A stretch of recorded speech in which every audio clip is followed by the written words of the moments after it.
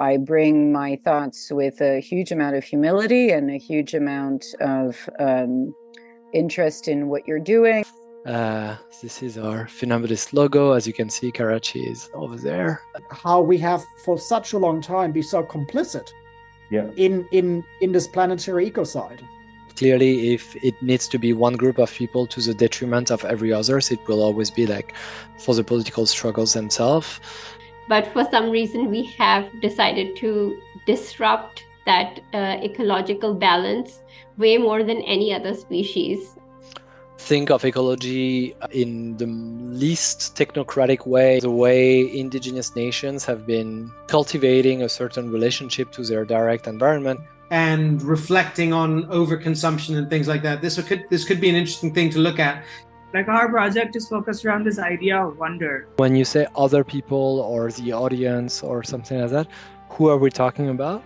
Graphical image, like digital stages where these players will be fighting. But how do you use Street Fighter as a way to engage people on the topic of human and non-human interaction? Imagine, for example, if you played the game by holding leaves of a plant, rather than a joystick. We are just talking to them about all the species in the mangroves. Turns out it was a 16-year-old boy who cut the tree away, and it caused a huge nationwide outcry about this vandalism. Like what we do is like guerrilla gardening, or we try to like rescue plants, or write some book, or why do you not just like do a lecture for people to learn about this? There's a thing about artwork which is powerful. It's on an emotional level. We exist in design circles in a sector that has morally disengaged from its climate impact. We've been talking about greenwashing as well as innovation washing. And on top of it, now you have moral disengagement. Where greenwashing comes up a lot in conversation. But we wouldn't be where we are if people hadn't done a bunch of things that they, are not proud of. For me, innovation washing is slightly different. Forms of tax evasion that come into form as R&D departments that have no intention of turning their R&D work into actual work, and they are performative pieces of work. I think we don't have time anymore for that.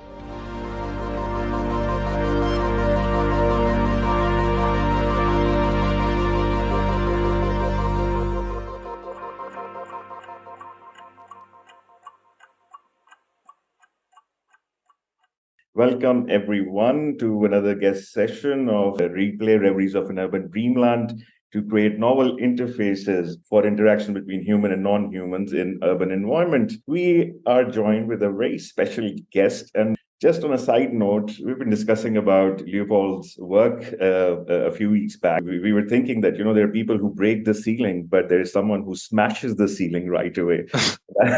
So for a more detailed introduction, we have our artistic director of the Residency. He's an architect, interaction designer, musician, and a man of many, many more talents, Usman Haq. So over to you, Usman. Thank you, Taki. You're always very generous in your introductions.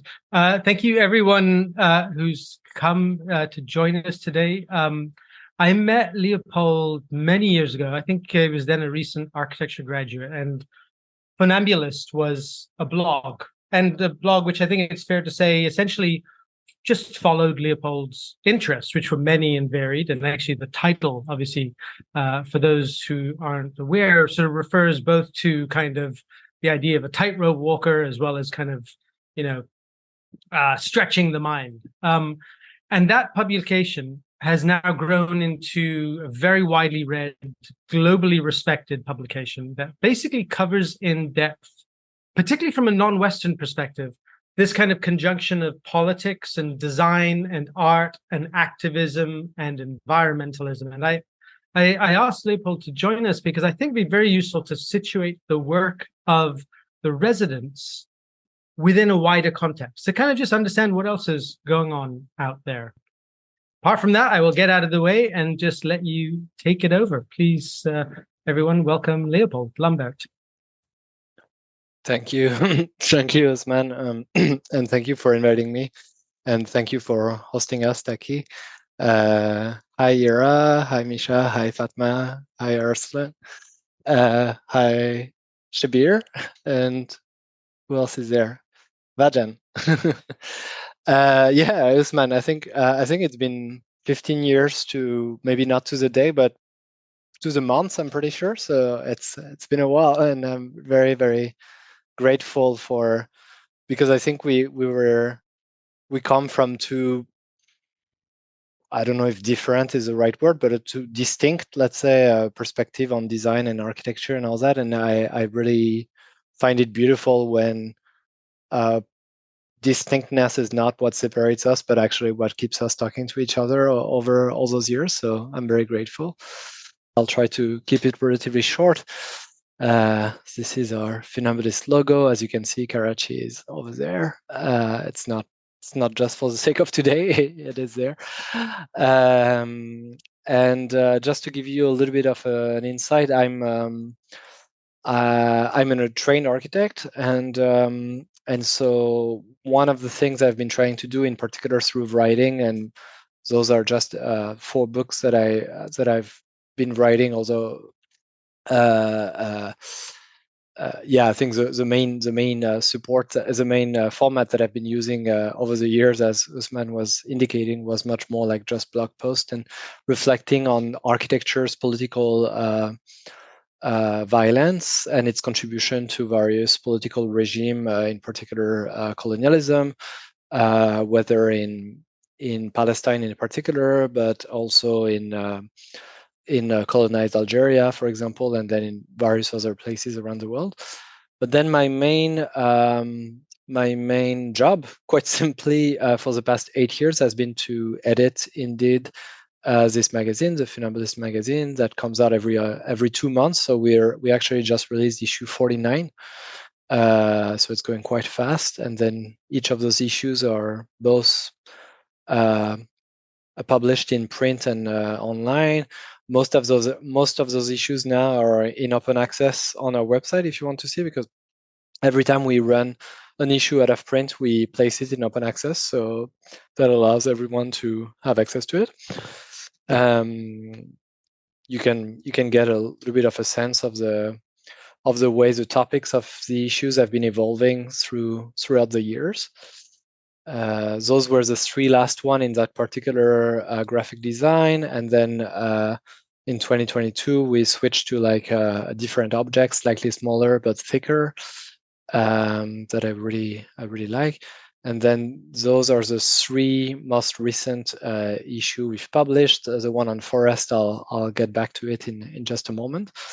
And this is the one that just very recently came out, our September-October issue, that like for a few issues in the past is edited both by myself, but also a guest, a friend, usually, in that case Sonia Vazborger, and we dedicated this issue to the idea of education within revolutionary movements. And then this is issue 49, and then starting issue 50, we'll start publishing the magazine in French as well as in English. And the idea is to keep increasing the languages in which we would publish the magazine. To give you a little bit of a sense of what we like in your own context, what we've been publishing about. I mean, your own context, maybe not so much Karachi, although we did have this piece. So I don't know if that's the same script yard that you were talking about, Hira, but this one is a Shersha one that my friends from Tentative Collective had been written really back in the days. It was in our 11th issue, a poem around. We've had a beautiful conversation, drawing links in the way people might be able to gather data in Palestine, but also in the federally administered tribal areas, in particular in Pashtun areas in Pakistan, with Madiha Tahir. We had a few pieces by Fatima Anwar in the magazine that are very important to me. That's one of the contributors that I very, very much enjoy working with. And then recently, we edited a full issue on the subcontinent. Both in that case, there was also 2 editors. Our head of communication, Shivangi Mariam Raj, who went out for lunch, but you might see her in my back coming back at some point, and myself. And so we did an entire issue on subcontinent politics. And so, of course, that involved Pakistan in to some aspect, where with a conversation between, again, Fatma Anwar with Professor Ali Raza, and a beautiful, very caustic piece by Merub Moiz Awan about as a sort of various structural transphobia in Pakistan society and Pakistani state. This is also to give you a little bit of an idea of when I say we, who that is. So as I said, there's two of us at the office, Shivangi Mariam Raj and myself. And then the 5 former members of the team form an advisory board. And so, for example, this coming weekend, we're meeting for 2 full days like every year, we meet 2 full days to discuss the future of the magazine, what we do well, what we don't do so well, and all that. In terms of content, we consider ourselves internationalists, so we're sort of not very attached to nation states, to the scale of nation states, and try to cultivate solidarity between different political struggles around the world. And so those are basically the various geographies that we mobilize in our 49 issues. And as you can see, I mean, it's a little bit all over the place, but there's also entire areas of the world that maybe would benefit being a little bit more discussed. So that's also critical for me. And then I know that Usman wanted me to perhaps give you an insight into particularly more 2 issues we've been doing in the past. This one is starting to be a little bit older. It's our 35th issue from May-June 2021, called Decolonial Ecologies, which was an attempt to think of ecology in the least technocratic way, in the way that sometimes we are being,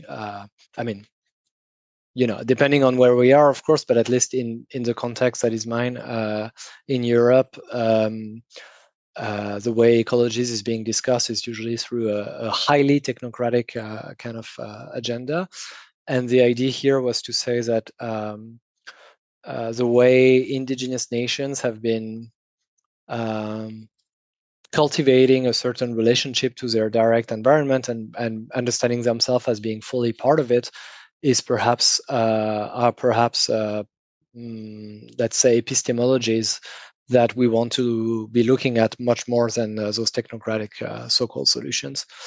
So in particular, in this issue that discussed various situations of colonial extractivism in the Congo and Martinique in the Caribbean, for example, but also talking about the Caribbean, how the Caribbean can precisely embody a geography where decolonial discourse and decolonial ecologies can emerge. We had a beautiful piece from indigenous about Guam. So Guam being still like an island occupied by the United States today, and that is the site of many U.S. military bases. A great piece by Paulo Tavares on the way indigenous people and work and labor movement in Brazil have been creating solidarity between themselves to fight the extractivism of the Amazon forest.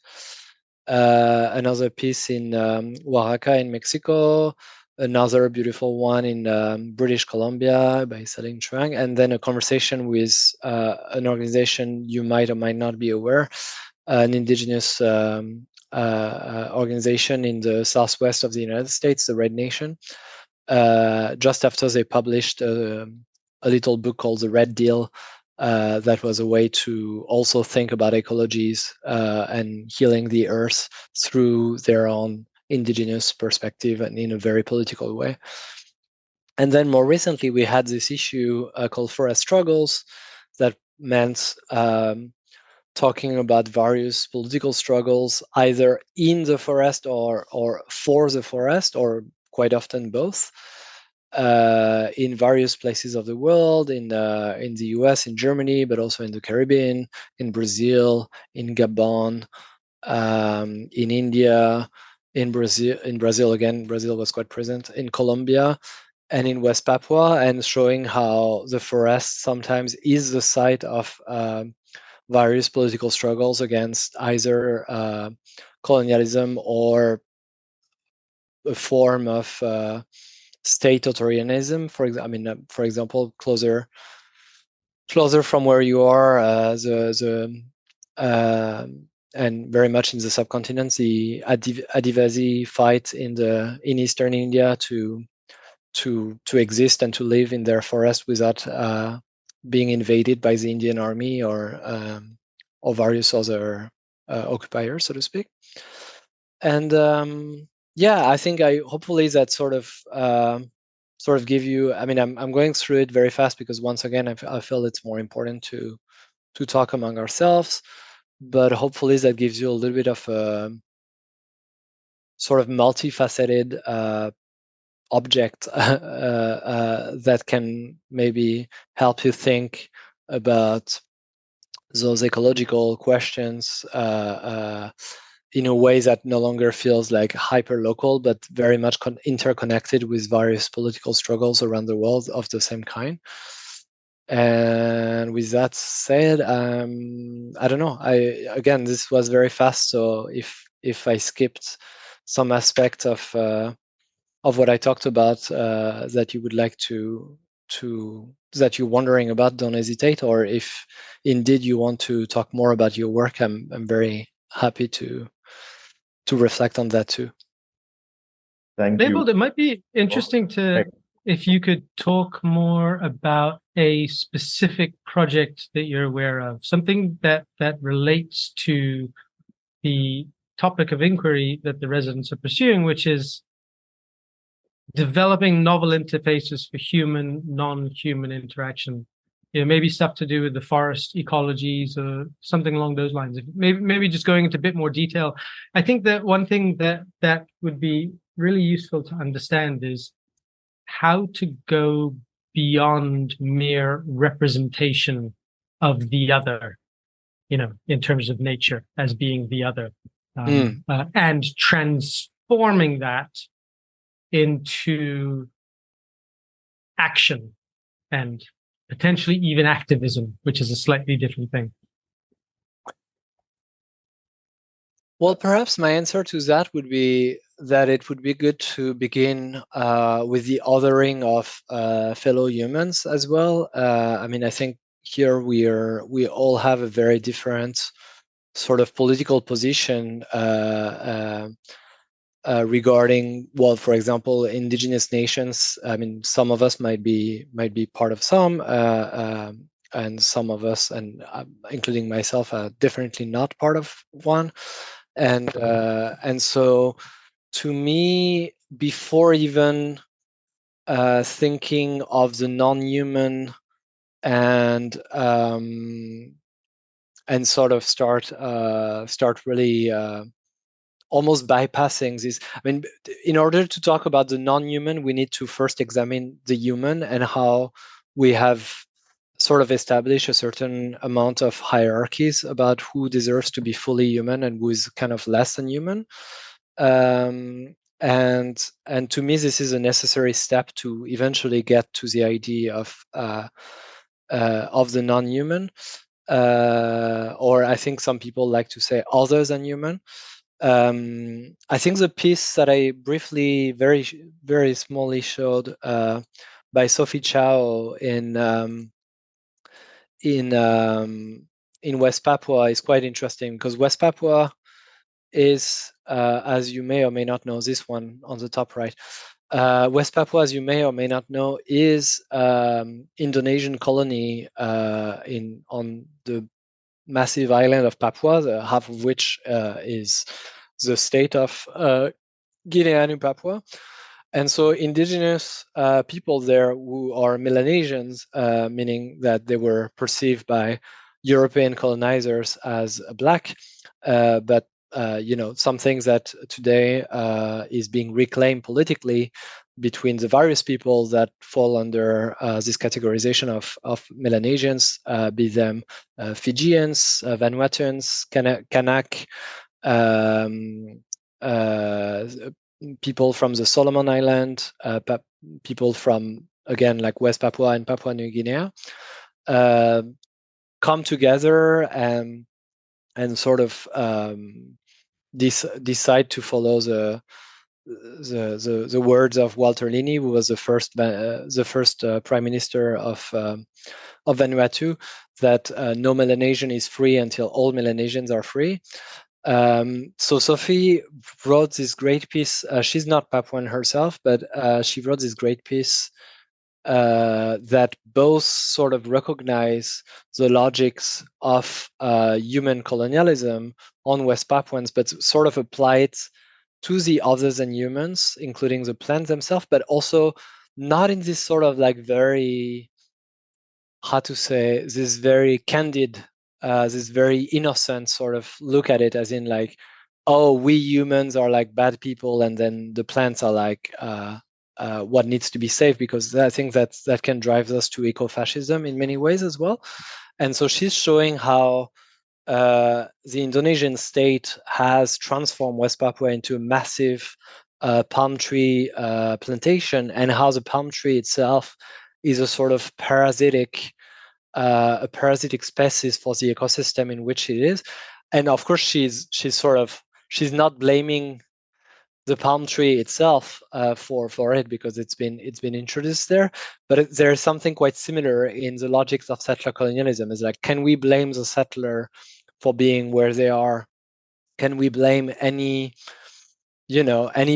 person who is not who is neither indigenous nor someone who's been displaced to a certain place, like most Black people in the US, for example? Can we blame any person who lives in the US, or can we blame any Israeli or any or any Han Chinese in the Uyghur region, for example, to have to live in a place where they are a settler? Is perhaps beyond the point whether we need to blame them or not, but like there's the political logic that work behind it that needs to be fought. And so the way Sophie is doing this sort of reading of both humans and others than humans within this sort of settler colonial, not this settler colonial context, because West Papua is not a settler colonial context, it is a colonial extractivist context. I think it's very interesting in thinking about that without being like this whole nature equal, like nature, which in itself is such a weird word to begin with, but nature equal good and humans equal bad. And so, yeah, I guess that would be the two ways of answering that, like to really pay attention about indeed the othering process and the sort of hierarchization that is done, enacted through this othering, but to do it not just for like other species of beings in the world, and to do it also among human societies as well. Thank you, Léopold. I was just wondering, you also mentioned in one of your publications Eduardo McIntosh's work in Mazar Sharif, which is like also in close proximity to Karachi. So what was so surprising about that particular piece, especially with regards to human, non-human interactions and global trade? Yeah, that's a super old publication. I think that goes back to exactly the time that Usman was describing, like where although to be fair, this one of the image of his project is the image, I think, perhaps that illustrates my introduction in my very first book, Weaponized Architecture. I have to say, though, I think that both the project and the way I've been reflecting on it have been not paying enough respect to the geography in which it was set up, so namely yours, and was more attached to something that back then I was quite interested in, which was a sort of more abstract and philosophical approach to architecture that think of it as a political weapon, which is still like very much my argument, but it's sort of explored in a more abstract way, and in that case, in this sort of like horrible fiction project that sort of thought of architecture being built with basically human remains. There was something about the sort of the violence of the narrative that I think reflected on what I was trying to say about the violence of architecture on bodies. Like it was almost like the literal adaptation. Eduardo represented the literal adaptation of what I was saying in words. So I think it spoke to me back then, but perhaps less so today, if that makes sense. Thank you. So, Mark, if you'd like to add any comment, then we can open the floor for questions.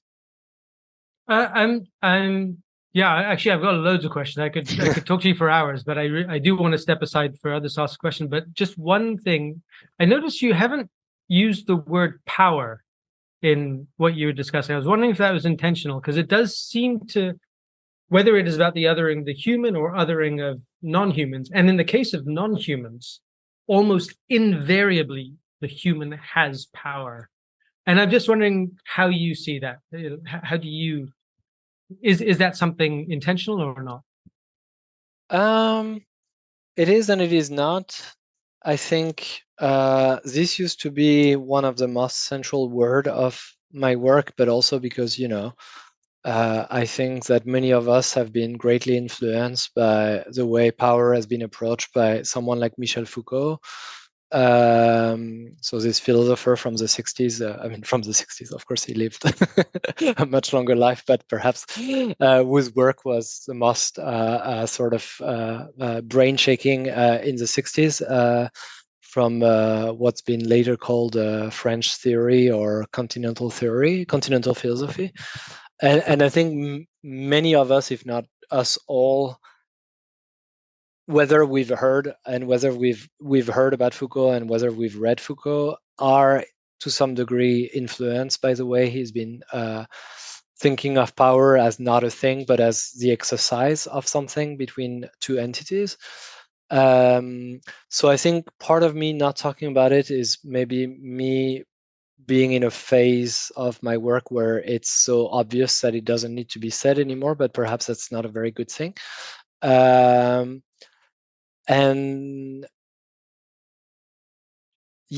I think I feel that the word power perhaps is relatively well understood, and perhaps because of that I should be less provocative and use it because it's well understood this way, as not something necessarily bad in itself, as in like when we hear Public Enemy sings raps take back the let's get back the power, or when we think of Black Power or all this, we clearly have an idea of sort of resistive movements that claim back the word of power. But I think I'm quite attached to the idea of violence. And I think both violence and power also go back to, if I want to sort of give you a little bit of my philosophical background, which is not a studies background, like it's just a very self-taught background, but that is quite Eurocentric, I'm afraid to say. But if we go back to much earlier than Foucault, Spinoza would have a strong place in it, and as someone who really thinks the material world, the physical world, not much so the symbolic or the metaphysical world or something like that, but very much the physical, and power and violence being something that Spinoza can approach in a non-moralistic way. And violence, I feel, is a little bit harder to convince anyone. I mean, it depends where we are, of course, and what is our background and everything. But I feel that violence is something that we tend to immediately think as a bad thing, to say it in an overly simplistic way. And I'm interested in questioning it, whether in the context of politically, in the context of self-defense, or in the context of politics, of architecture. Sorry, the idea that architecture is always violence to a certain degree, but somehow if we learn to use this violent capacity, perhaps we can orient it no longer towards those who are systematically at the receiving end of this violence, but perhaps against other things. An obvious example of this, but almost a little bit too literal and too obvious, would be, the barricade that revolutionaries might set up to protect themselves against, like, the police or the state in general. Like, that's a way to reclaim architecture's violence for other means that it's usually used. But I think there, again, like, this is a very literal example. I think there's many other ways to think about it in much more subtle and nuanced way, but subtlety and nuance is not necessarily my forte myself. So so that's usually the example I give, I suppose. Thank you, Léopold. That was quite comprehensive. But over to anyone else who has any questions regarding Léopold's talk and anything specific to ask. Hira. Comprehensive is usually a polite way to say long, but Nicole, you put something in the chat. Do you want to expand on that, Nicole? Hello, everyone. Nice to meet you. Hi, Nicole. Yeah, I just put this. It's I think it's an engraving, and I just thought about this piece of art that was made in the 1500s when Leopold was talking initially, and it's just like a very physical representation of what we most often talk in a metaphorical way, but it's actually people that have colonized. I think this was Central America, and then created this visual representation of that gave them the right, or gave them the. I would say, because people felt guilty for what they did, then they had to find meanings in from above, from a god, into what they were doing. There's a name, there's a word that exemplifies this, but I don't remember it. Maybe someone else does.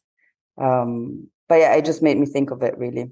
It's just, you can see that there's a god, and then you have the angels, and then probably is the aristocracy, and then you have people with other animals like cattle, and then beneath them there's other types of animals until you get to the hell, basically, and before that there's plants. Thank you, Nicole. So Hira and Misha, Fatma, anyone would like to ask something to do with Toggle before we jump into the project discussion?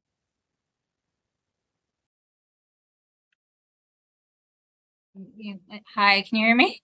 Yeah. Hi, I'm Misha. I actually am an observer. I'm not part of the projects, but Léopold, I'm a huge fan of your work, and I've worked with the Red Nation, and I've done a lot of Palestinian organizing. So it was really lovely hearing you speak and give context to the Red Nation's work. And I guess my question is about, where do you see, how do you see Funambulist growing? And do you, as we move out of the pandemic and into sort of a half normalized world, do you see the Funambulist moving into more organizing spaces? Because you collect, the Funambulist is such an amazing collection of data, of information. I read it every month. I know I know a lot of friends who read it. We love it.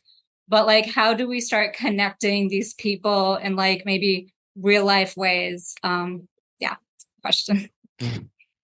Yeah, thank you so much, Misha. Well, I think I don't know. I mean, one of the sort of the most important notion in the entire project is whether it's useful or not, and useful, of course, useful for whom is always a question. And for me, it doesn't need to be just one group of people, but clearly, if it needs to be one group of people to the detriment of every others, it will always be like for the political struggles themselves. If it can be helpful for various people at various levels of academia, then that's fantastic as well, in the architectural world as well. But clearly, the use is for indeed like people who are organizing in their own context and perhaps in solidarity with many other movements around the world, or at a smaller scale of regional scale. So I think to be useful is like one needs to be clear about what they're doing and to do it well. The sort of vision you're proposing right now, I don't necessarily see how we would do it well as of today, because I feel that would put us also. I don't know. I mean, we need to find a way to facilitate things and rather than organize things, because I don't think we're quite the right people to organize. But to give you perhaps an answer to where this is all going, I think I can answer it in two ways. One is editorially, also just because, it's been 50 issues, except for one where I was on parental leave. Like there was literally, I was involved either as the main editor or as a supporting editor or something like that of the 49 others. And so for me to almost not get bored, and therefore to not start doing things that are also maybe boring or useless, or even worse, like actually actively bad, I need to either let go, which I'm not quite ready to do for the moment, or to sort of be very clear about what I feel would be important to do. And what I feel would be important to do at the moment is to perhaps propose some relatively precise arguments that sort of shake things a little bit up in the way the way we've established a certain statu quo in the way international struggles are thought about. And I think particularly the way we have adapted. And again, I mean, I'm speaking for many of you who live in Karachi, so it's a little bit, I'm sure it's drastically different from other contexts I might have in mind, but yet I'm sort of willing to bet that in many ways, we are all influenced by the sort of US infrastructure of knowledge production. And when I say that, I don't mean, I don't mean that we get to see like all the Walt Disney and drink Coke and have McDonald's somewhere in where we live. I mean it like more like how do we think about race, for example? How do we think of colonialism? And how are those need to be informed by the way things are being organized in the US, for example? But that cannot be the only be the only sort of software, as I usually use as a word, to think about it. So for me to really check this kind of thing up is a very important thing, and some things that I'm quite interested in doing. And then from a more sort of like giving you a precise project that has potentially the chance to radically change the magazine is what I very briefly mentioned about, which is the idea of having it in other languages, specifically having it in other imperial languages, I should say. Like, it's not about translating the magazine in Mapuche or in, I don't know, I mean, Punjabi might be a little bit in the middle of sort of pretty, maybe imperial would not be the right word, but like it's not a minor language, of course, far from it. But yeah, to think perhaps of, and when I'm saying like doing it in imperial language is of course I mean to speak to a broader amount of people, some of whom do not necessarily have access, including in France, to a great English education. And so we would be able to still read the magazine. So, I mean, we're starting with French. We clearly will be, if it works, we'll clearly be moving to Spanish. And then the sky's the limit. I mean, Arabic, Hindi, Urdu, Chinese, Portuguese. Like we can think of many different scenarios if really it all works very well. We do have one way of making it work, which is the idea of making each language found the translation.